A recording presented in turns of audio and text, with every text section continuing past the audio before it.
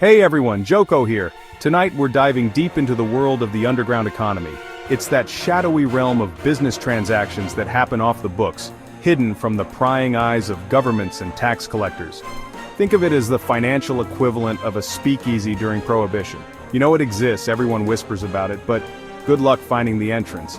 Now the public perception of this underground economy is complicated. Some see it as a victimless crime, a way for small businesses to survive in a cutthroat world. Others view it as a breeding ground for criminal activity, a drain on government resources that hurts us all. The truth, as always, is a bit more nuanced. But here's the thing, the underground economy is massive. We're talking trillions of dollars globally, operating under the radar. And that's a problem because when businesses don't pay their fair share, it's the rest of us who end up footing the bill. Now, the underground economy isn't just about shady backroom deals and suitcases full of cash. It can be broadly categorized into two main groups: activities that are straight up illegal, and activities that are legal, but become illegal because of tax evasion. First up, the outright illegal stuff. We're talking about activities like drug trafficking, human trafficking, and increasingly, online gambling. These activities are illegal regardless of whether taxes are paid or not. They thrive in the shadows, exploiting vulnerable people and undermining the rule of law. Then there's the second category, legal activities that become illegal due to tax avoidance or evasion. Think of a contractor who gets paid in cash and forgets to report those earnings on their tax return, or a business that cooks the books to understate their profits. These activities might seem less egregious than the outright illegal stuff, but they still chip away at the system, depriving governments of much-needed revenue. Now, to understand how this tax evasion happens, we need to take a trip back in time. Buckle up, folks, we're going to accounting school. Back in 1494, a Franciscan friar named Luca Pacioli laid down the foundation for modern accounting with his basic accounting equation, BAE. It's a simple yet elegant equation that states assets equal liabilities plus equity. In essence, this equation tells us that everything a company owns, its assets, is either owed to someone else, liabilities, or owned by the company's owners, equity.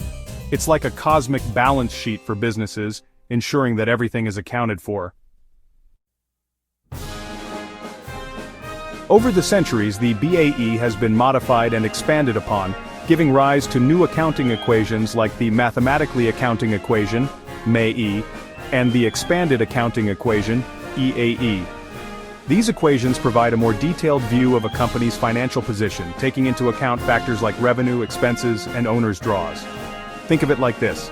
The BAE is the foundation of a house, while the MAE and EAE are like adding walls, windows, and a roof. They build upon the foundation, creating a more complete and nuanced structure. Section 5, Joko's brainchild, the tax accounting equation.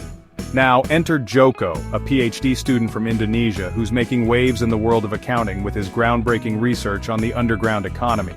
Joko has developed a new equation, the tax accounting equation, specifically designed to address the challenges of modern tax evasion. The TAE takes the BAE and flips it on its head, focusing on the relationship between revenues, expenses, assets, and liabilities. It's like taking that house we built with the MAE and EAE and installing a state-of-the-art security system to catch any would-be burglars. Section 6. Shining a light on tax evasion. Joko's TAE is a game-changer because it provides tax authorities with a powerful tool to identify discrepancies and red flags that could indicate tax evasion. By analyzing a company's financial data through the lens of the TAE, tax authorities can spot inconsistencies that might otherwise go unnoticed. It's like using a high-powered microscope to examine a seemingly ordinary object and discovering a whole hidden world within. The TAE allows tax authorities to peer into the financial dealings of businesses with unprecedented clarity, exposing the tricks and schemes used to evade taxes. Section 7. Unmasking loopholes. Joko's discovery in the UUPPh. But Joko didn't stop there. In his research, he claims to have uncovered a legal loophole in Indonesia's income tax law, the UUPPh, that allows taxpayers to avoid or evade taxes. While the specifics of this loophole are still under wraps, the implications are significant. It's like finding a secret passageway in a seemingly impenetrable fortress.